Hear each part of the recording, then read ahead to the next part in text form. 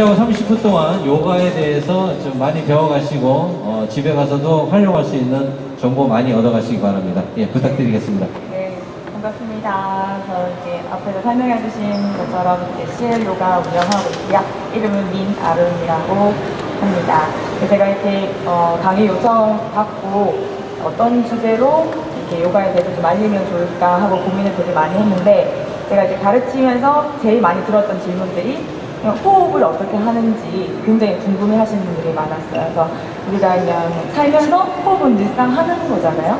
근데 이제 그런 호흡은 그냥 단지 목숨을 연장하기 위한, 그냥 살기 위한 호흡이고, 제가 오늘 말씀드리고 싶은 호흡은 조금 더 능동적이고 의식적으로 할 수 있는 약간 강제적인 호흡에 대해서 이제 얘기를 할 건데, 약간 기능적인 부분과 해부학적인 얘기로 같이 제가 말씀을 드릴 거예요. 그래서 왜 호흡을 해야 하는지 하는 부분에 대한. 그래서 제가 PPT 자료 되게 열심히 준비했는데 요즘 그 연결이 잘 안 돼가지고, 근데 일단은 여기 노트북 통해서 간단하게 보시고 제가 말로 설명을 많이 해드릴게요.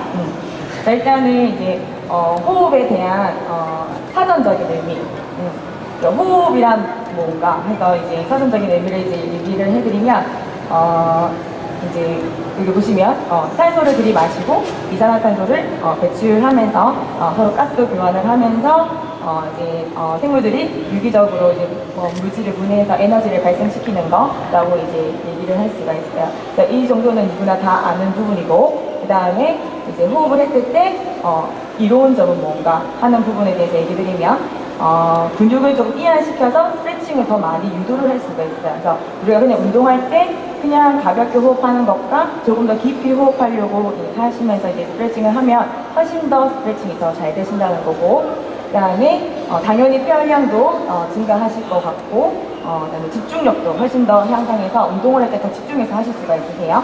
그 다음에 인터널 샤워 효과라고 해서 수단계에 이제 관련된 건데, 이제 산소를 전달하는 이제 혈류들이 몸속 구석구석, 그러고 노폐물을 빠져나가게 한다는 그런 이제 순환에 대한 얘기예요. 그리고 정신과 신체를 활성화시킨다는 거예요. 우리가 그냥 이제 가만히 호흡하는 거랑 조금 더 깊은 호흡을 하는 거랑 활기를 더 많이 찾게 된다는 거거든요.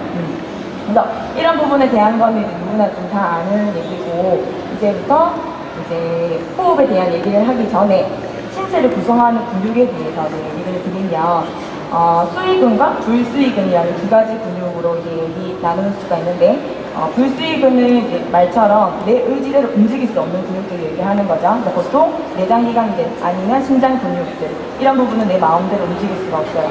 하지만 수의근, 즉 골격근이라고 얘기를 하는 부분은 내 의지대로 움직일 수가 있어요. 그 골격근 안에 호흡에 관련된 근육들이 있다는 거예요. 그래서 보시면은 이제 호흡에 사용되는 근육은 우리가 마시는 숨, 내쉬는 숨, 이렇게 두 가지로 나뉘죠. 그래서 보통 마실 때는 횡격막의 작용으로 우리가 마실 수 있게끔 되고, 그다음에 내쉴 때는 복근이라든지 그다음에 뭐 복행근, 내복사근, 외복사근, 이런 식으로 이제 복부 쪽의 움직임 주로 내쉴 때 많이 사용을 하게 되는데, 이런 호흡 근육들 같은 경우에는 호흡을 하면서 에너지를 이렇게 발생시키게끔 하고, 그 다음에 자세를 유지할 수 있는 그런 기능들을 이제 수행을 한다 생각하시면 되세요. 그래서 이제 여기서 제일 중요한 부분을 이제 여기 보시면 복행근이라고 하는 코어 근육에 관련된 그 부분을 제가 얘기를 하고 싶은데, 올바른 자세와 안정성을 담당하는 게 이제 코어 근육이라고 얘기를 해요. 그래서 보통 코어 근육이라고 하면 어떤 근육이 생각나세요? 코어 근육. 얘기 되게 많이 들어봤잖아요. 코어. 복부의 속근육 또는 파워하우스, 파워존이라고도 얘기를 많이 하고요. 잘 모르시죠? 그래서 한 가지가 아니라 네 가지로 나뉘거든요. 그래서 보시면 첫 번째 제가 방금 말씀드린 복행근. 보통 남자분들이 헬스할 때 가로막으로 되게 두껍게 이렇게 허리 벨트 차고 하시는 거 있죠. 그 모양과 유사하다고 생각하시면 되세요. 그래서 내 몸의 안정성을 담당하는 근육이기도 하고, 내가 이렇게 팔을 뻗거나 다리를 들어 올리거나 할 때 제일 먼저 쓰는 근육이 복행근이에요. 그래서 굉장히 중요해요. 우리가 팔을 들 때 팔 근육을 쓴다고 생각하지만 제일 먼저 움직여줘야 되는 거는 복행근이에요. 그래서 이 부분을 강화시켜야 된다는 거를 제가 오늘 강조할 거예요. 그 다음에 횡격막 아까 얘기했죠. 주로 마실 때 많이 사용하고요. 그래서 호흡을 마실 때 큰 역할을 많이 하는 근육. 횡격막도 코어 근육에 해당이 된다는 거. 그다음에 골반 기저근이라고 해서 위치를 보시면 조금 약간 골반 아래쪽 시골 그쪽 부분에 이제 위치해 있고요. 그래서 장기들을 지지하고 생식기의 움직임을 담당하는 근육이에요. 골반 기저근 이것도 코어 근육에 해당이 됩니다. 그리고 다혈근이라고 해서 척추의 안정성을 담당하는 근육이에요. 얘네들이 무너지게 되면은 우리의 척추의 안정성이 무너져서 측만이라든지 뭐죠 이렇게 약간 틀어진다든지 하는 부분이 생길 수가 있어요. 이것도 코어 근육에 해당이 된다는 거 인지하시면 되세요. 자, 코어 근육 제가 뭐라 그랬어요? 네 가지 말씀해 주시면 제가 선물 드릴 거예요. 네, 네. 또 하나 더 남았어요. 네, 맞아요. 잘하셨어요. 그 네 가지가 코어 근육이라는 걸 인지하시고, 자, 그 다음에 이제 또 호흡에 대해서 얘기하기 전에 골격근에 대한 얘기를 좀 하면, 이제 골격근은 백근 섬유와 접근 섬유 이렇게 두 가지로, 그러니까 중간 섬유도 있는데 오늘은 그 얘기는 빼고 이 두 가지 얘기만 하면, 이제 백근 섬유 같은 경우에는 아주 폭발적인 힘을 낼 수가 있어요. 강한 힘을 낼 수가 있어요. 그러면 생각을 했을 때 우리 막 헬스 하시는 분들 몸들 보면 팔이라든지 맞죠 허벅지라든지 등 이런 부분은 굉장히 벌크가 크게 맞죠 발달시킬 수 있죠. 그러니까 그런 부분들이 백근 섬유예요. 백근 섬유라고 얘기를 하고 가동성을 담당해요. 가동성 내 몸의 움직임을 담당을 하는 게 백근 섬유고 하지만 이제 엄청나게 힘을 많이 쓰기 때문에 피로를 빨리 느껴요. 그래서 여기 운동하고 나면 아프잖아요. 맞죠? 아픈 게 한 2, 3일 가죠. 그래서 피로를 빨리 느끼기 때문에 운동하실 때 요령은 만약에 내가 팔 운동을 오늘 했다. 그러면 2, 3일 뒤에 팔 운동을 하시는 게 훨씬 더 효과적이라는 거. 얘한테 휴식기를 줘야 돼요. 반면에 이제 접근 섬유라고 하는 거는 지속적으로 힘을 낼 수 있는 근육인 거예요. 그래서 피로에 대한 저항력이 크고 내 몸의 안정성을 담당하는 근육. 그러니까 그게 바로 코어 근육에 해당이 되는 거예요. 방금 얘기한 그 네 가지 근육이 접근 섬유에 해당이 된다고 생각하시면 되시고, 그래서 또 하나 중요한 거는 우리가 운동을 할 때 이제 동원 원리라고 해서 어느 부분에 먼저 운동을 해야 되는지에 대한 얘기를 좀 해드릴게요. 그래서 원래 우리 몸의 움직임을 작은 근육들이 먼저 쓰여져서 안정성을 먼저 지킨 다음에 가동성을 발휘해야지 다치지 않고 할 수 있어요.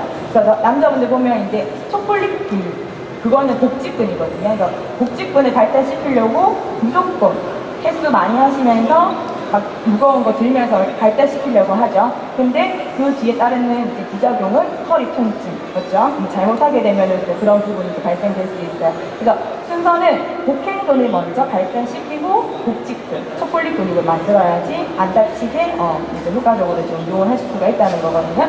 그래서 이제 코어 근육. 내가 얼마만큼의 코어 근육이 있는지 자가 진단을 할 수 있는 방법이 세 가지가 있어요. 그래서 지금 그냥 의자 위에서 간단하게 할 수 있는 거 제가 첫 번째로 넣었거든요. 그래서 지금 여기는 앉아가지고 상체를 일으킨 모양이지만 의자 끝에 살짝만 걸터 앉아 보시겠어요?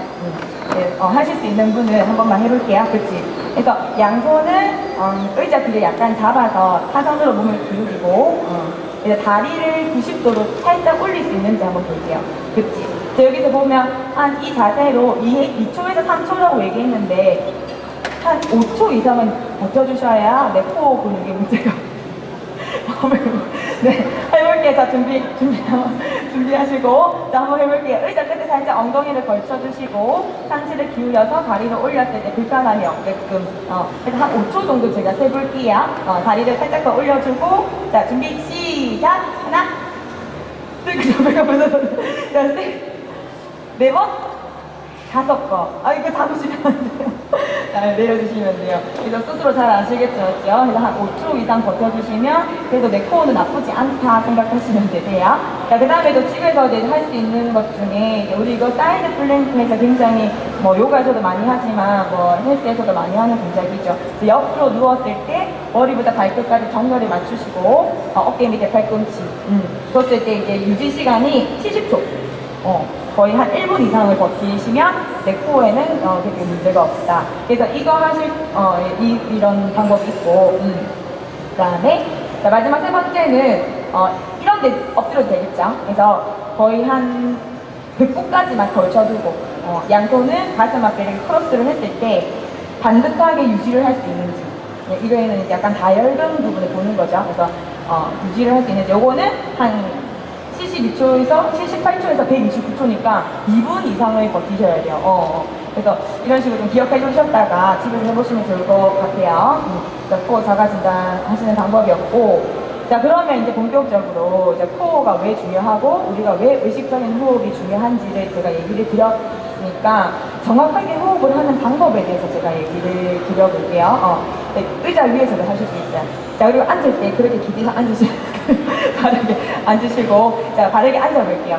내가 일단 최대한 나는 바르게 앉았다 하는 자세로 한번 앉아보실까요?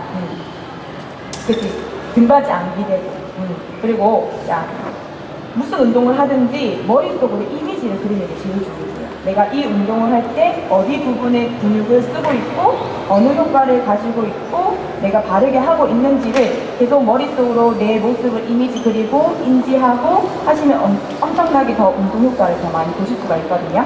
자, 일단 지금 촬영 자세에서 상상하는 거예요. 등 뒤에 지금 벽이 있어요. 그 벽에는 어깨나 가슴은 붙이기 좋아요. 엉덩이도 그렇고. 하지만 허리를 붙이기는 어려운 거예요. 근데 그 허리 붙이는 그 힘이 코어 힘이거든요. 그래서 등 뒤 벽에 머리부터 내 엉덩이까지 일직선으로 앉았을 때 복부 부분이 벽에 붙는다고 생각하셔야 돼요. 자, 그래서 계속 그 느낌을 가지시면서 자, 마시는 숨에는 내 가슴, 아까 횡격막이라고 했었죠. 가슴을 옆으로 부풀릴 수가 있어야 돼요. 자, 이때 어깨가 이렇게 같이 올라오시면 안 돼요. 자, 내쉬는 숨에는 횡격막을 수축시키면서 복부를 계속 벽 쪽으로 끌어넣는 힘을 가지셔야 돼요. 그게 이제 의식적인 호흡인데 그냥 한 번, 두 번 정도만 해볼게요. 제가 얘기한 거 그냥 참고하셔가지고 해보겠습니다. 자, 천천히 마시고 자기 폐활량을 한번 생각해보는 거예요. 자, 내쉬는 숨에 후 하고 뱉으시면 돼요. 그러면서 그치 가슴 수축하고 배꼽을 깊이 넣어봅니다. 한 번 더. 자, 마시고 제가 다 보고 있습니다. 자, 내쉬는 숨에 후 하고 내쉬었을 때 가슴이 줄어들면서 배꼽이 깊이 등 뒤쪽으로 밀어준다는 느낌으로 하시면 되세요. 자, 지금 보니까 이제 호흡을 잘못하고 있으신 분도 많고 그 다음에 폐활량이 좀 적어서 호흡의 길이가 짧으신 분들도 많죠. 그래서 저기 밑에 보면 제가 주의사항이라 해서